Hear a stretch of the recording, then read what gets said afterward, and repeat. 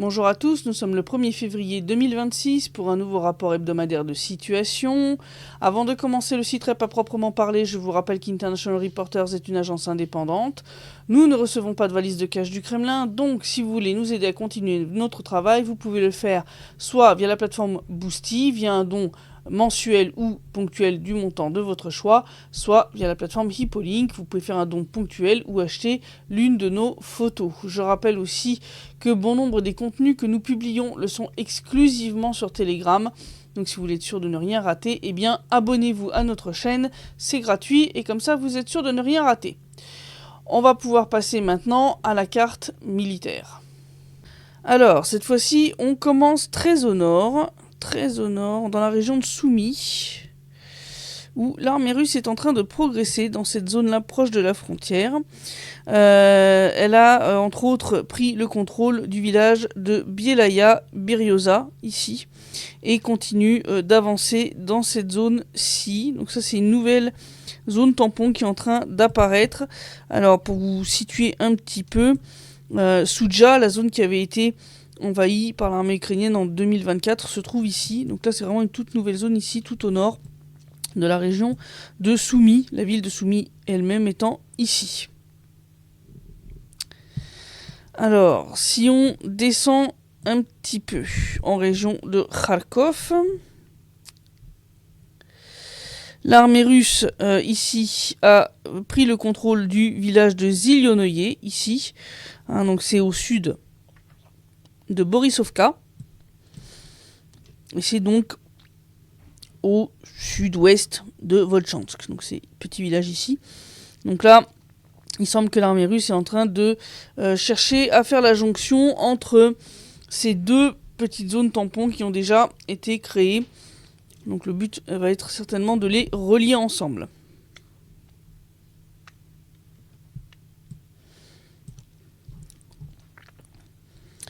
Alors, ici aussi, donc là on est toujours en région de Kharkov, on est au nord de Kupiansk. On voit que l'armée russe progresse ici vers Chungunovka.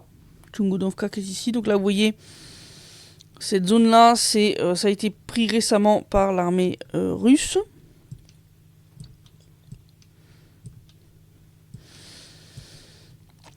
Il y a des progrès ici aussi dans la région de Dvorechanskoye qui est ici, donc il y a des progrès ici à l'ouest et un petit peu ici au sud, dans cette zone un peu forestière.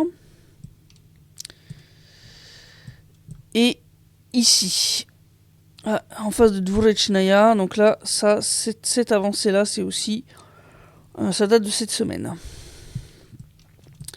Alors, à Kupiansk même, pas de gros changements, sauf ici. L'armée russe est entrée dans Petropavlovka, à l'est de Kupiansk. Et plus au sud, l'armée russe ici a avancé au sud de Boguslavka, ici. Donc il semble que l'armée russe essaie de refermer plusieurs petits chaudrons pour stabiliser un petit peu la ligne de front dans cette zone-là. Pour l'instant, dans la zone du front de Krasny-Liman-Slaviansk, pas de gros progrès. Au sud des Seversk, par contre, l'armée russe a avancé dans Reznikovka, ici. Et elle a aussi avancé ici, vers Nikiforovka, le village de Nikiforovka ici. Donc là, ça avance ici aussi. Donc il y a des petites avancées à cet endroit-là. Pour l'instant, c'est pas encore énorme, mais ça avance. Alors, à Konstantinovka. La bataille est toujours en cours ici dans le centre. Et ici, au sud de Konstantinovka, l'armée russe a lissé la ligne de front en prenant le contrôle de Berestok, voilà, qui est ici. Donc ça, c'est fait. Donc c'est un village qui est au nord, vous voyez, du réservoir ici de Klebanbuik. Donc on avait pris toute cette zone-là, il restait ici une irrégularité, ça a été lissé ici. Entre Konstantinovka et Krasnoarmeysk et Dimitrov, eh bien, l'armée russe a libéré les villages de Toretskoye, ici, et Novopavlovka, ici. Donc là, on recommence à avancer un petit peu à l'est de la zone, vous vous souvenez, où il y avait eu cette grosse percée à un moment un peu brutal de l'armée russe. Donc là, il semble qu'on contourne un petit peu par l'est, certainement, pour revenir ensuite vers cette zone-là. Pour l'instant, pas d'autres gros mouvements dans cette zone-là. Des petites avancées ici, entre Kotlino et Grishino. Mais c'est principalement des champs. Donc vous voyez, il y a quelques champs là, supplémentaires qui ont été pris par l'armée russe. Alors on continue de descendre. Donc là, c'est la région de Dnipropetrovsk. On continue de descendre, et donc, à la limite entre la région de Dnipropetrovsk ici et celle de Zaporozhye ici, eh bien, l'armée russe a libéré ce village de Ternovatoye, ici, où se trouve la gare de Gaïtchour, oui, du nom de la rivière qui descend tout le long du front actuel. Vers Gouliaï-Polier, eh bien, il y a des progrès ici, un petit peu au nord, et des avancées aussi ici, au sud de la ville. Donc le front de Gouliaï-Polier continue de bouger. Et d'ailleurs, au nord-ouest de Gouliaï-Polier, ici, l'armée russe a libéré le village de Sviatopetrovka, alias Petrovka en ukrainien, mais en russe c'est Sviatopetrovka, voilà, ici. Donc le front de Gouliaï-Polier continue d'avancer, donc ça, vous voyez, ça continue, donc on continue ce contournement ici par le nord de la ligne de front fortifiée qui se trouve ici et qui passe par Oryechov. Et alors on va terminer ici, à l'est de Stepnogorsk ici, où l'armée russe a progressé ici à Lyukhanovskoye et elle a libéré Novo-Yakovlevka, donc ce village qui est ici. Voilà, donc tout ça, ça avance lentement mais sûrement. Et comme vous pouvez le voir, par exemple ici, la ligne de front est maintenant plus très loin de Slaviansk, ici. Et en région de Zaporozhye,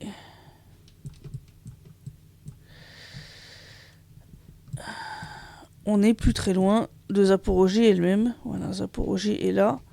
Et vous voyez, on est déjà plus qu'à une dizaine de kilomètres du chef-lieu de la région. Donc là, ça progresse, c'est lent, mais ça progresse.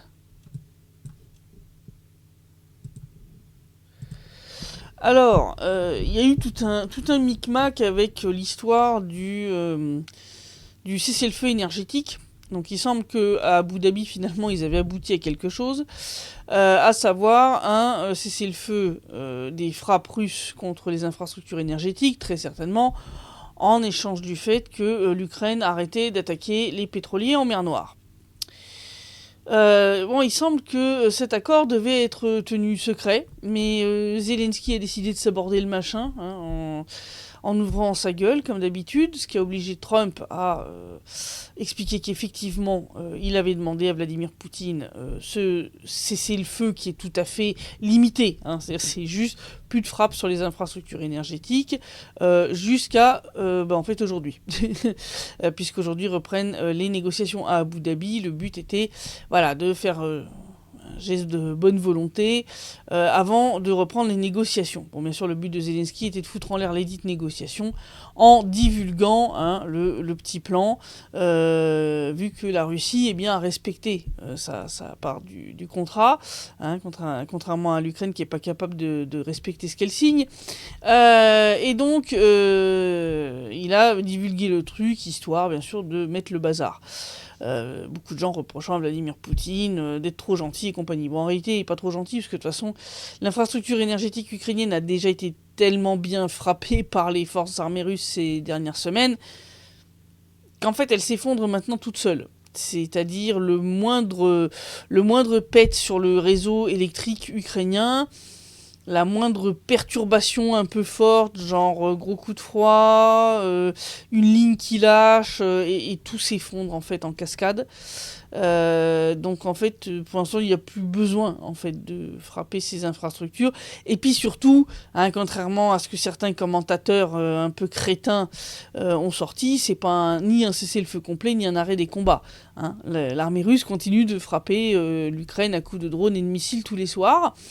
Et entre autres la logistique, dont entre autres les trains qui transportent des militaires et du matériel militaire, entre autres des drones, sous couvert de trains civils. Voilà, par exemple. Voilà. Donc, voilà, c'est un peu ça la situation. Pour l'instant, je n'attends pas grand-chose du nouveau round d'Abu Dhabi. Zelensky va trouver de nouveau quelque chose pour... ne rien signer, ne pas trouver d'accord. De toute façon, il a dit très clairement qu'il refusait de valider toute concession territoriale. Donc, je vois pas en quoi on va pouvoir avancer avec une position comme la sienne. C'est pas grave, l'armée russe va continuer à libérer les territoires qu'elle doit libérer par les armes plutôt que par la diplomatie, tout simplement. Je vous retrouve vendredi prochain pour le prochain Directir Stream, samedi 19h heure de Paris sur TV ADP pour une nouvelle émission L'heure géopolitique, et dimanche prochain pour le prochain rapport hebdomadaire de situation. Et d'ici là, portez-vous bien.